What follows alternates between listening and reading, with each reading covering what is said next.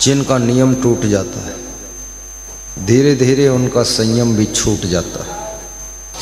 और जिनका नियम संयम दोनों टूट गया, छूट गया, फिर उनकी साधना भी समाप्त हो जाती है। पति पत्नी के बीच में, भाई भाई के बीच में, पिता पुत्र के बीच में, सास बहू के बीच में भी कुछ नियम होते हैं। मैं झांसी में सत्संग कर रहा था, एक कमरे में जिन्होंने मुझे बुलाया था वो बैठे थे। उनके जब बड़े भाई आ गए, जगह कमरे में थी नहीं, कम थी, तो वो खड़े हो गए और थोड़ा पीछे चले गए। तो मैंने कहा बैठो गुप्ता जी, ऐसे हाथ जोड़ा, कहा बड़े भाई बैठे हैं, हम उनके सामने खड़े रहते हैं, वो बड़े हैं इसलिए हम खड़े हैं। बड़े भाई की कितनी मर्यादा का पालन किया जाता था। आज बड़े भाइयों ने भी अपना बड़प्पन खो दिया। बड़े भाई को पिता का स्थान भी दिया जाता है, बड़ी भाभी को माँ का स्थान दिया गया है। कितने पवित्र रिश्ते होते थे एक समय, आज रिश्तों में बहुत मलिनता आ चुकी है। अगर रिश्तों की पवित्रता को आप बनाए रखते हैं, रिश्तों की मर्यादा को बनाए रखते हैं, तो याद रखना आपके जीवन में दुख लाखों कोस दूर रहेगा।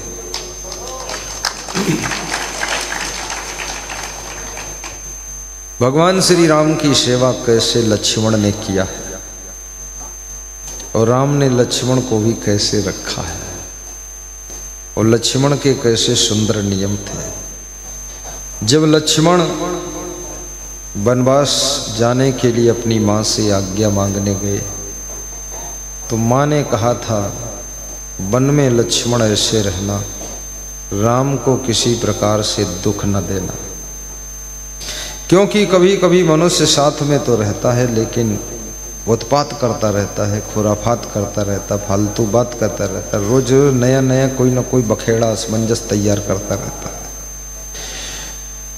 हर माँ को चाहिए अपनी बेटी को ससुराल जाने से पहले समझा दे कि बेटी ससुराल जाना, वहाँ अपने सास ससुर को दुख मत देना, पति को भी दुख मत देना, वहाँ लड़ाई मत करना, गम खा लेना, प्रेम से रह लेना। लेकिन माता पिता उल्टा समझा करके भेजते हैं कि तू वहाँ दबना मत किसी को, बड़े घर की बेटी है और जो होगा देखा जाएगा, फोन कर देना, हम आ जाएंगे सेना लेकर। बेटी का अहंकार तुमने फुला दिया, बेटी ससुराल पहुँचते ही एटम बम का काम करती है और वहाँ लड़ाई शुरू हो जाती है। बेटी को परिश्रम सिखा कर भेजिए, गम खाना सिखा कर भेजिए। और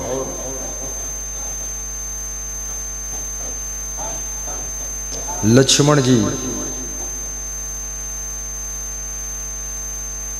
को सुमित्रा जी समझाती है, हर माँ, हर पिता, हर गुरु का धर्म है अपनी संतान को, अपने शिष्य को ठीक से समझाने का काम करे। और शुरू से समझाने का काम अगर ठीक से करोगे, थोड़ा समय निकाल कर उनको दर्शन पर्शन भी कराओगे, समय निकाल कर उनको प्रवचन भी सुनवाओगे, उनका मन लग जाएगा, तो वे माता पिता से भी और बड़े भक्त बन सकते हैं और इतने महान बनेंगे कि उनको देख देख कर माता पिता का दिल गुलाब के फूल की तरह खिलता रहेगा।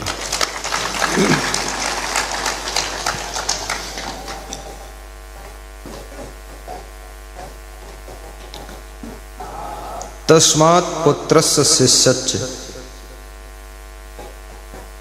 न तो लाड़ेत ताड़ेत। पुत्र को और शिष्य को लाड़ प्यार नहीं देना चाहिए, उसको कड़ी दृष्टि में रखना चाहिए। शिक्षा और संस्कार से विभूषित कीजिए अपनी संतान को,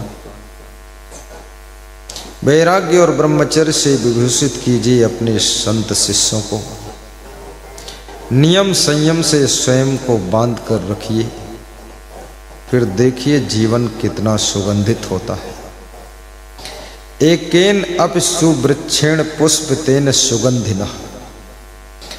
एक बहुत बड़ा वृक्ष जंगल में है जिसमें बहुत से फूल खिले हुए हैं। जब मंद मंद वायु चलती है तो उन फूलों की खुशबू को पूरे जंगल में फैलाती है और जंगल से महक आने लगती है, सुगंध आने लगती है।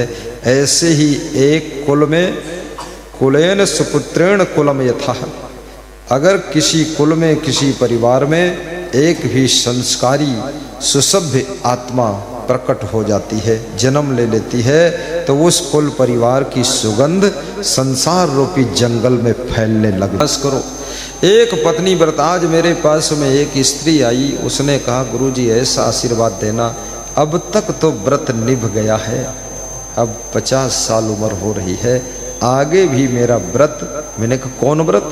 तो उसने कहा एक पति व्रत का पालन कर रही है। क्या बात है!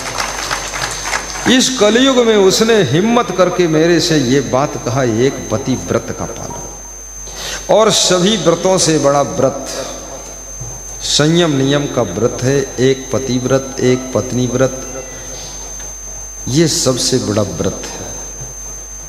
इस व्रत में सभी व्रत समा जाते हैं और सभी व्रत इसीलिए रहे जाते हैं कि ये व्रत हमारा पूरा हो जाए। और ये गृहस्थ आश्रम की सबसे बड़ी साधना है, तपस्या है। ये गृहस्थ आश्रम की सबसे ऊंची चढ़ाई है कि गृहस्थ धर्म का पालन व्रत के साथ करना। और ये व्रत अगर आपका चल रहा है और चलाना चाहते हो तो निश्चित समझ लो पति पत्नी के बीच का आधा कलह कलेश तो ये व्रत ही खत्म कर देगा।